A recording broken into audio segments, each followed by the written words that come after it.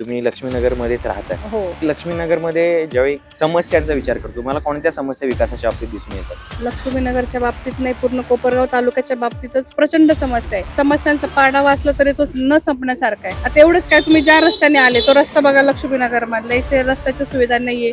रस्त्यावरचे लाईट एक दिवस लागले तर 4 दिवस ते लागतही नाही. आमदार साहेबांनी आश्वासन दिलं होतं की मी निवडून आलं तर तुम्हाला रोज पाणी देईल, 1 दिवसात पाणी देईल, स्वच्छ पाणी देईल. पण तसं आतापर्यंत काही घडलेलं नाही. पाणी 4 दिवसात 8 दिवसात होतच असतं. त्याच्यात ते पाणी म्हणजे इतकं अस्वच्छ असतं. फिल्टरेशन प्लांटनी ते फिल्टर होऊन पाणी येतं तरी अस्वच्छ आहे. कोणते आश्वासन आमदारांनी आतापर्यंत पूर्ण केलं नाही. तो इलेक्शन आलं की तेवढ्या पुरते फक्त ते नाटकं करतात की सर्वे करणं, हे करणं, त्या म्हणजे प्रत्येक गोष्टी करत असतात, पण प्रत्यक्षात काही उतरत नाही. लक्ष्मीनगरमध्ये पेढे वाटून सांगितलं की आता तुमचे उतारे येणार आहे, पण त्याच्यानंतर त्याची कोणतीच प्रोसेस झालेली नाहीये. असे म्हणजे भूलथापं खूप आम्हाला देत असतात. कोपरगावचा विकास तर तसा पाहिजे, जसं म्हणजे धूळमुक्त जे पाहिजे आहे, म्हणजे रस्त्यांचं जे प्रमाण आहे, त्या रस्त्यांवर खूप मोठी समस्या आहे कोपरगावसाठी. बरोबर. म्हणजे जे रस्त्याचं धुळीचं जे प्रमाण आहे, आज सध्या जर आपण रस्त्यानं जर बघितलं, इतक्या मोठ्या प्रमाणात धूळ आहे.